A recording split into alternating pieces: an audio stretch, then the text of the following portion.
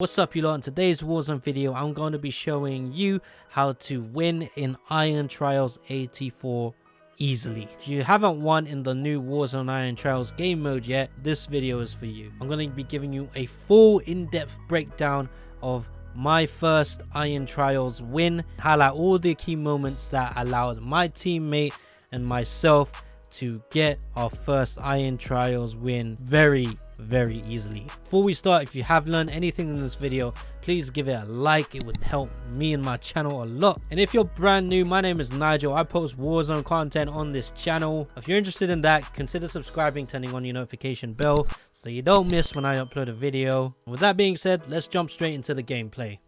I will also be breaking down key moments in this game, mistakes I've made, and other decisions that ensures us the win in this Iron Trials game mode. And in this Iron Trials game right now, I'm playing with my homie J Estelles, aka James, an excellent Warzone player. He has 300 wins, I believe, whilst I don't even think I have 100. We land in the south of Superstore, next to hotel, because we thought it'd be a safe area to loot, get guns, get money to get loadout. In Iron Trials, you don't get loadouts for free like you do in normal BR modes, so yeah, getting the loadout was paramount.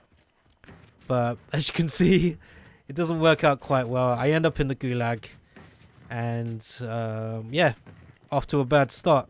And also, just to point out, unfortunately, you won't be able to hear James in this gameplay because there is a bug going on right now in Warzone, specifically for Xbox Series X, which is what I play Warzone on, where for whatever reason I can't pick up the voice chat in Warzone, whether I stream, whether I record. So unfortunately you won't be able to hear James's voice, but I will break down his comms in this gameplay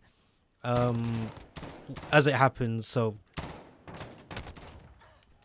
I eventually win my gulag, so I'm back in the game, and our objective doesn't change. We still need to get our loadout. That is our #1 priority over anything else right now, because like I said, we won't get any free loadouts this game mode, and getting the advantage over other enemy players that don't have loadout is so important.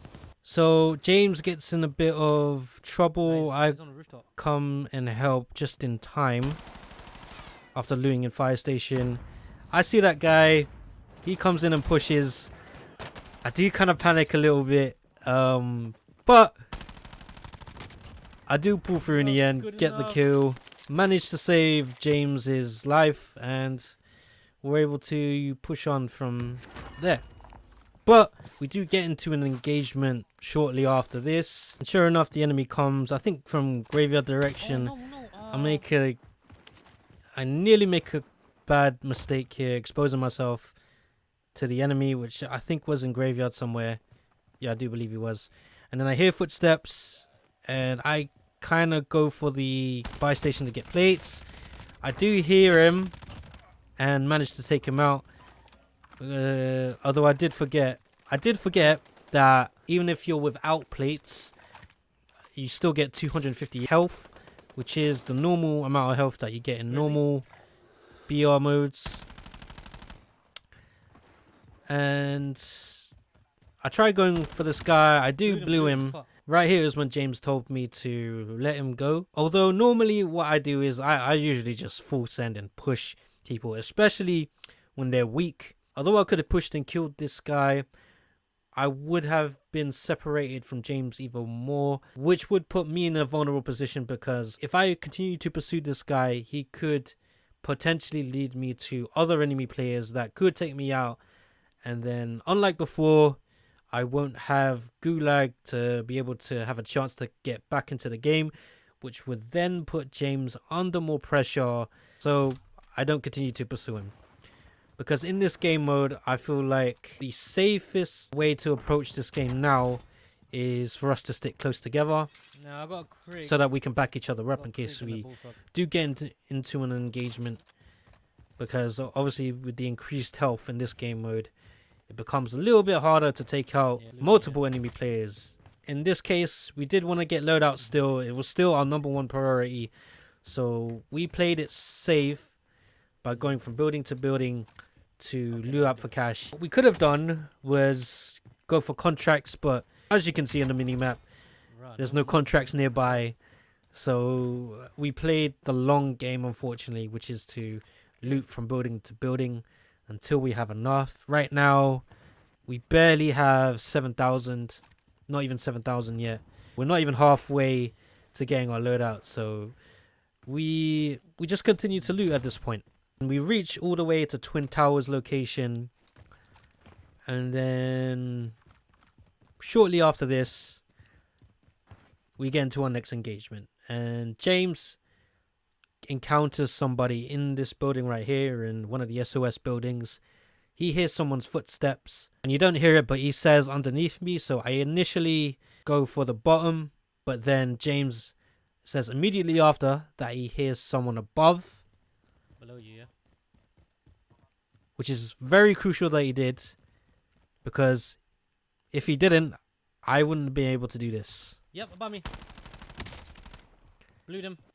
Luckily managed to spot him first before he spotted me, and I managed to get first shots and break his armor, giving James the freedom to push. So I proceed to back James up, but then bingo, I end up seeing the enemy player's teammate, get first shots on him, get an easy down, and James manages to clean up on the roof, and that ends up being an easy fight. Now, I do make another mistake here, and that is taking a little bit too long looking at my opponent's loot. Although in this situation, the reason why I was taking too long was because I wanted to see, or I wasn't sure if it was his loadout guns, because they were ghosted. I didn't pick up their heartbeats on the heartbeat sensor. We just made a bunch of noise in this fight that we just won. We didn't have silencers in our guns, so we've probably most definitely alerted players that are within our area. What you should always do is just quickly loot and then get out of there. Or if you're taking longer than normal, you should always be moving and not staying still, just so that at the very least, if an enemy starts shooting you, at least you won't be an easy target to hit. And lo and behold, there you go. What did I just say? If it weren't for me moving a little bit, I would have been taken out. But luckily, I was moving, and I managed to get into cover just in time to avoid getting any more damage. The other building. So I alert James quickly, and he engages in the fight, gets downed, but I do manage to res him safely because he is on the other building. While James is playing up, I'm making sure he isn't coming up from below us, and checking heartbeat, realizing he has ghosts, and then James spots him on the roof, and I go and support him, and it ended up being an easy kill. So in this moment, me and James are just staying on alert in case that enemy player's teammate tries to come and sneak up on us and that. But after a while, we realized he's probably ran off somewhere and decided not to engage in a fight with us. So we're still short on money. At this point, we have about 13,300. We need to move forward. So at this point, we realize we're at third circle. We still don't have our loadout yet. We have a decision to make. James makes a very important call. Normally, I'm an aggressive player. So what I would have done is rotated into factory, probably get into some engagements. But our objective is to win and try to get loadout. Enemy players will probably have their loadout at this point. We are at a disadvantage. We need to play a bit more carefully now. So James makes what does end up being the correct call, which is rotate into the circle early start looting up in the school area just north of TV station, hoping that it hasn't been looted so that we can finally get our loadout. So me trusting him completely, I figured, yeah, let's go and do it. So we take the ATV to ensure that we get into the circle safely and as quickly as possible. Checking for any signs of enemy players, whether it be glints, bullets flying across the map, airstrikes, anything to indicate where an enemy is at. So we arrive at the location, and I do believe that the area has been looted, unfortunately. So we do struggle to find cash. Constantly checking every corner, checking my heartbeat to make sure there ain't no rats hanging about. We do end up seeing a recon close by, so that really is our only guaranteed source of income. We do pick it up, but in case you haven't noticed yet, there is a hunted contract on James which is about to expire, and by sheer luck it gives us just enough to finally be able to buy a loadout. I use quick fix for the first perk to enable fast healing when you down an opponent, and combat scout in perk 3 because I feel like it is more useful. And I feel like with amped, I don't think in this game mode it would be a more necessary perk than combat scout would be. In Iron Trials, I feel like you can afford the slower time to switch weapons because of the higher health that everyone has. So yeah, I do recommend combat scout because it does come in handy later on in the game. So at this point we got a loadout. We decided to leave the recon because it's too risky to do. We no longer need to get money for a loadout. Now at this point we gotta play smart, and as you saw, there are enemies to the south of us where we once came from, but like I said, our priority is to win the game now. Now that we have gotten our loadout, we need to survive for as long as possible up until the final circles and hopefully get the dub. And James makes the call to rotate early up the left side, and it is very important that we rotate as quickly as possible up this hill because right now we are in a bad spot. There could be enemies up the hill gatekeeping us from getting inside the circle, getting uphill. If we stay longer below, we're going to continue to be at a disadvantage against players that are on a higher ground. Our mini objective now is to get on top of the hill so that we become the guys that have the advantage over incoming players from lower ground. And James makes a little comm here telling me that someone is 100% going to be on our left. It's very important he tells me this because it reminds me to be on alert in case of any person that could be behind any of these trees on our left right now. Say if we ignore the trees and we rotate in the circle, any players that we didn't spot on our left could come up behind us and easily like delete us from the game. So as we head up to the top of this hill, Ahead. Yeah. we eventually spot an enemy team rotating up like we are. As soon as we spot them, you just heard it. I said to James, although he's aware as well, to not fire right now. Do not fire yet. It's very important we don't. Because at this point, at this moment, they have the power position because they are on higher ground. We need to turn this situation into our favor. And the only way to do that is to close the distance between us. So while they have the power position, we still have the element of surprise because we know where they are. They don't know where we are yet. And if we beam them now, say we did take a shot now, not only will they discover where our position is, that will give them the opportunity to get behind cover under the rocks or the trees, replay up to heal, and then reposition into another location and therefore gain the element of surprise on us, because now we've alerted them of our location because we fired at them, but we don't. We try to close the distance. I'm trying to keep an eye on them, keep a tab on their location, and back, I do end up spotting them, so this is where we start to close in, and crazily enough, the enemy comes towards us, which makes our job a little easier. Now we can engage and almost takes James out, but we do manage to get the kill in the end. But my attention immediately gets drawn to his teammate, and at this point I don't manage to get the kill because obviously I used most of my bullets to taking out the first guy, and now I'm under pressure and James is very, very low health, so we are a very bad situation right now.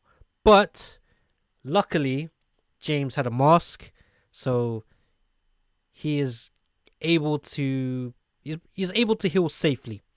So my objective now is to distract him long enough for James to heal. No. And I make a really bad play here. I was low health as well. I'm not gonna lie, I thought I had stuns, but yeah, I had a heartbeat sensor, and yeah, I exposed myself once again to the enemy player, and he downs me, which is unfortunate. But at this point, sorry to keep pausing, but at this point, it's not over yet. It's still a 2v1, although I am unable to defend myself or fire back at my opponent. The only thing I can do now is make this an easy as possible fight for James as I possibly can. So I tried to ping him in his last location. I think he's behind one of these trees. Rotate wider, yeah. I told James to rotate wider to reposition, and I do get a live ping on him. Nice. And James gets an easy kill. And it's very important that I did that for him. It would have been very bad for James if he went for the revive first, because it leaves both of us vulnerable. The enemy knows where I'm at, but he doesn't know where James at, especially because James rotated. But if he went for the revive, we both would have been in a bad situation and could have been deleted out the game. But instead of that, I decided to risk my life to try and get a live ping for James so that he can locate him easily and finish him off. We end up winning the fight and we both end up surviving. We need to quickly rotate, and this time we don't have enough time to consider where to rotate to, but there are 10 other enemy players in the game still, and we generally know that they are in the area of the recon, in the top of hotel, and they could possibly be in this area here as well. And we know there were enemies to the south of where we were earlier, so they could be here. So generally we know the safest route to rotate, and that is where do we need to go? Slightly to the left. James points out where we need to go, and we do the same thing we did earlier. As we rotate and get closer to the circle, we're checking our left side.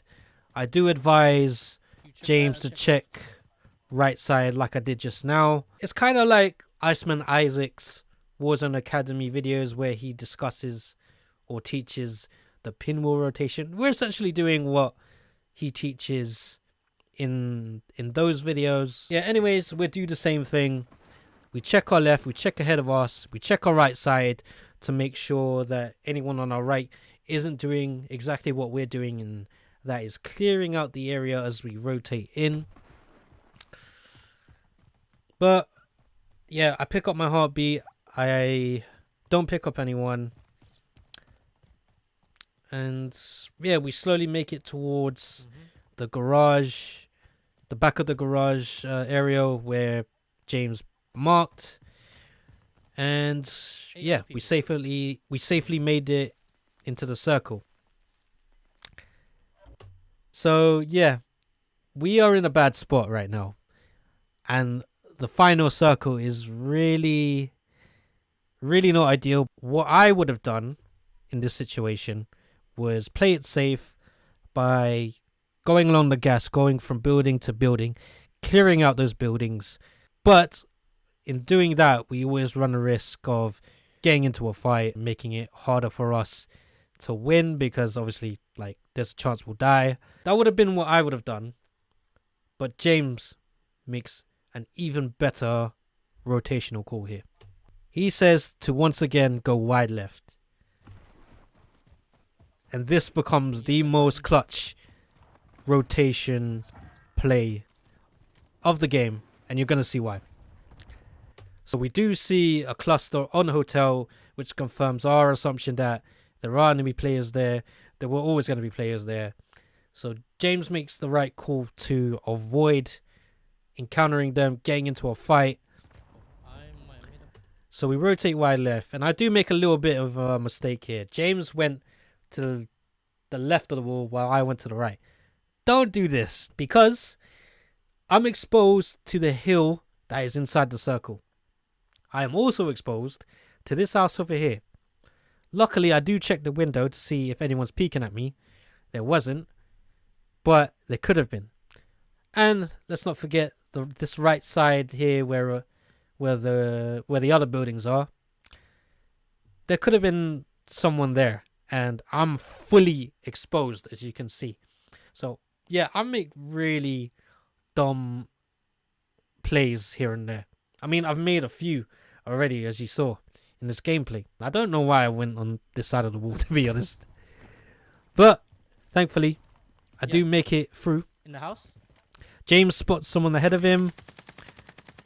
Beyond this house. He has combat scout as well. So I'm able to find the location of this enemy player here. So I rotate to get another angle to see if there's anybody else in front of here. And I do end up spotting someone because he starts beaming James to my left. So I apply pressure to protect James. Blew them. But I don't know if you can see it here, but he starts getting beamed from the hill. So now we've confirmed two locations. Hotel and the hill ahead of us to our right. So now we are under pressure because we are right next to the gas. And we still got that guy ahead of us, but I think he was taken out at this moment in time. But now we've got people in hotel and people in the hill to contend with. And we are in a really bad spot. So we have to rotate ASAP. He's getting...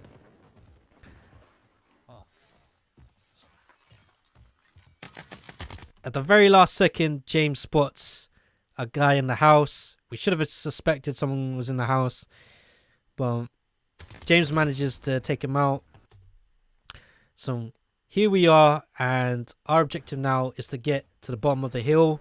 So we can get out of the line of sight to the people that is just beyond this, at the top of this hill.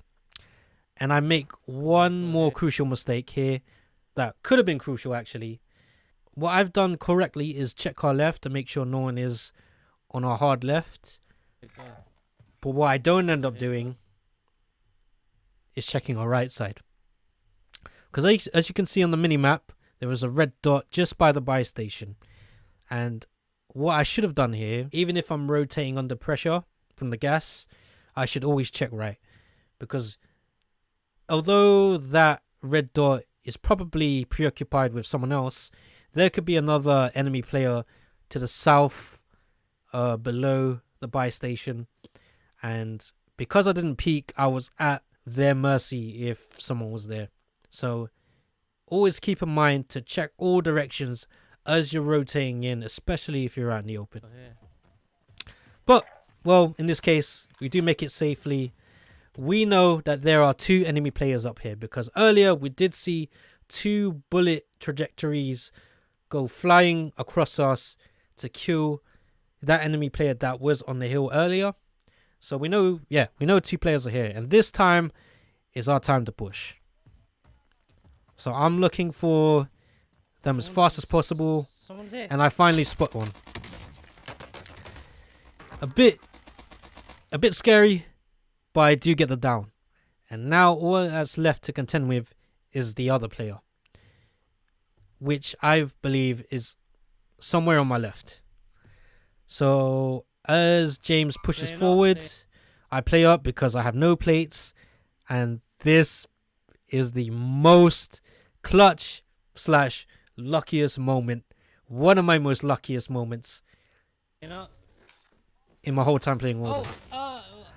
I come up against a guy that has a Gallo up close, and I don't know if you saw it, but I just want to point this out because this is really mad. So I start playing up here, and playing up in this moment became the most important, most crucial, most critical thing that I do in the whole entire sequence of this game right now, because if you pay attention to the bottom left, did you see it? I managed to put one plate up, but this guy proceeds to spray his Gallo on me, and look at my health. Fucking hell, fam. Yeah, look at me. I am literally 1 HP. I'm literally, bruv. All he needs to do is blow air in my face, and I'm down for the count. But he doesn't get the kill.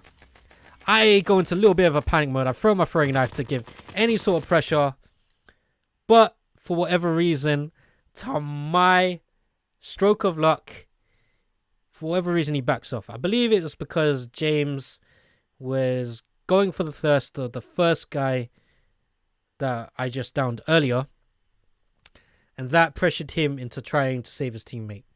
I think that's what happened, because he had me at his mercy. But we managed to get the down, get the kill. One more. And as you can see, 3 players left. Me and James are still alive. So that means only 1 player's left. James spots him immediately. Shoots him behind this corner. Damages him a lot. Now, before we continue, I just wanted to point out how this happened. So, we were at the back of hotel earlier.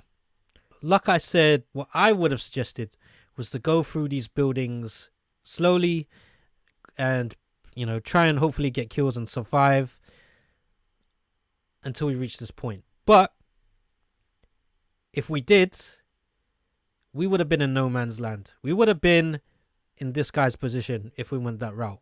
This is why James has 300 wins and I don't even have 100 yet, because he made what essentially is the best rotational play we could have ever made.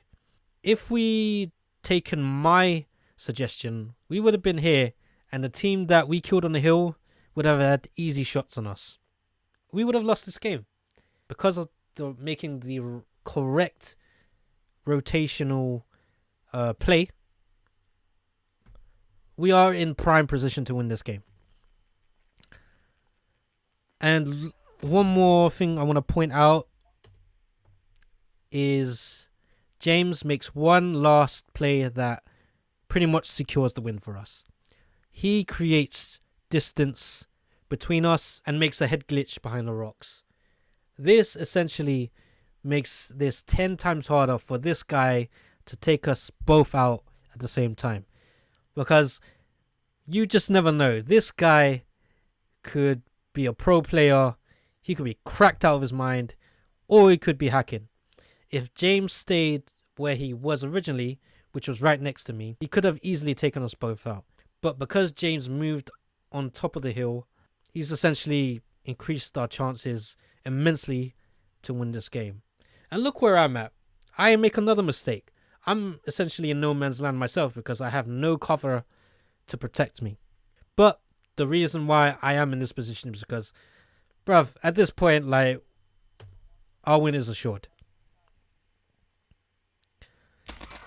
So, I blew this guy in the left. Blew them. Let's James fucking go, James. takes him out on the right. and Yeah, we get the win. man.